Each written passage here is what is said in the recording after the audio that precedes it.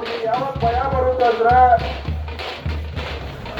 ನಮ್ಮೆಲ್ಲರ ಕೂಗು ವಿಧಾನಸೌಧಕ್ಕೆ ಕೇಳುವಂತ ಒಂದು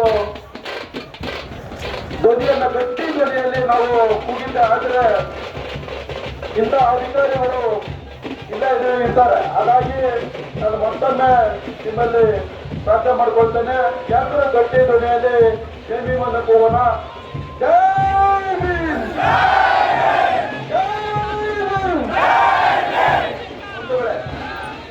ಏನು ಇವತ್ತಿಂದ ಈ ದಲಿತ ಮತ್ತು ಪ್ರಗತಿಪರ ಸಂಘಟನೆಗಳ ಒಕ್ಕೂಟದ ವತಿಯಿಂದ ಈ ಒಂದು ಪ್ರತಿಭಟನೆಯಲ್ಲಿ ನಾವೆಲ್ಲ ಪಾಲ್ಗೊಂಡಿದ್ದೇವೆ. ಕಾರಣ ಇಷ್ಟೇ, ಎಸಿ ಅಪೂರ್ವ ವಿಜಯವರು ನಮ್ಮ ತಾಲೂಕಿನಲ್ಲಿ ದಲಿತರ ಭೂಮಿಗಳನ್ನು 53 ಪ್ರಕರಣಗಳು, ಒಟ್ಟು 53 ಪ್ರಕರಣಗಳು ದುಡ್ಡುಗೆ ನಮ್ಮ ದಲಿತರ ಜಾಗಗಳನ್ನ ಮಾರ್ಕೊಂಡಿದ್ದರಂತೆ ತುಂಬಾ ಹೇಳೋದು.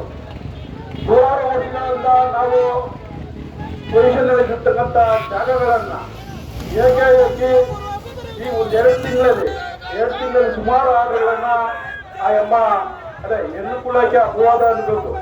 ಇಲ್ಲಿಗೆ ನಾವು ಈ ಒಂದು ಹೆಚ್ಚು ನಾವು ಗೌರವವನ್ನು ಕೊಡದಂತಹ ಈ ಭಾರತ ದೇಶದಲ್ಲಿ ಇಂಥ ಒಂದು ದುಷ್ಟ ಮಹಿಳೆ ಬಂದು ಆ ಒಂದು ಸ್ಥಾನದಲ್ಲಿ ಕುತ್ಕೊಂಡು ನಮ್ಮ ನೂರಾರು ವರ್ಷದಿಂದ ಕಾಪಾಡಿಕೊಂಡು ಬಂದಂತಹ ಜಾಗಗಳನ್ನ ಬೇರೆಯವರಿಗೆ ದುಡ್ಡಿಗೆ ಮಾಡಿಕೊಂಡು ಆರೋಗ್ಯವನ್ನು ಮಾಡಿ ಇವತ್ತು ದಿವಸ ಅವ್ರ ಜೊತೆಯಲ್ಲಿ ಏನು ವಿಶೇಷ ಕರಿ ನಾಯಕರು ಇವರು ಹೇಳ್ಕೊಳ್ಳಕ್ಕೆ ಇವರು ದಲಿತರು ನಾಚಿಕೆ ಆಗಬೇಕು.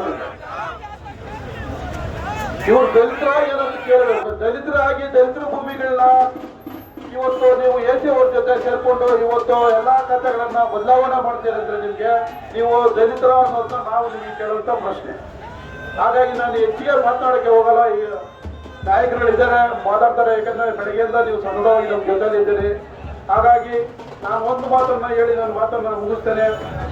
ಈ ಒಂದು ಏನು ಅನ್ಯಾಯದಲ್ಲಿ ಪಾಲ್ಗೊಂಡಂತಹ ಅಪೂರ್ವ ಬಿದಿರಿ ಅವರು ಎಸಿ ಅವರು ಅಪೂರ್ವ ಬಿದಿರು ಮತ್ತೆ ಕರಿ ನಾಯಕರವರು ಮತ್ತು ಹಿಂದ್ಗಡೆ ಇಬ್ರು ಇದ್ದಾರೆ ಕೇಸ್ ವರ್ಕರ್, ಎಸಿ ಆಫೀಸಲ್ಲಿ ಕೇಸ್ ವರ್ಕರ್ ಅಂತ ಅಶ್ವಿನಿ ಅವರು, ಮತ್ತೆ ಇಲ್ಲಿ ಕಂಪ್ಯೂಟರ್ ಸೆಕ್ಷನ್ ಅಲ್ಲಿ ಮಂಜು, ಇವರು 4 ಜನಗಳನ್ನ ಮನೆ ಕಳಿಸೋವರೆಗೂ ನಾವು ಯಾವುದೇ ಕಾರಣಕ್ಕೂ ಈ ಪ್ರತಿಭಟನೆ ನಿಲ್ಲಿಸಲ್ಲ ಅಂತ ಎಚ್ಚರಿಕೆ ಕೊಡ್ತಾ ಇವತ್ತು ಬಂದು ಇಲ್ಲಿ ಡಿಸಿ ಅವರು ಬಂದು ನಾವು ಮನವಿಯನ್ನ ತೆಗೆದುಕೊಂಡು ಅದನ್ನ ಕಾರ್ಯರೂಪಕ್ಕೆ ತಗೊಂಡಿಲ್ಲ ಅಂದ್ರೆ ನಮ್ಮ ಒಂದು ಹೋರಾಟವನ್ನ ಮುಖ್ಯಮಂತ್ರಿಗಳ ಮನೆಯ ಮುಂದೆ ಖಂಡಿತವಾಗಿಯೂ ಅಲ್ಲಿ ಶಿಫ್ಟ್ ಆಗುತ್ತೆ.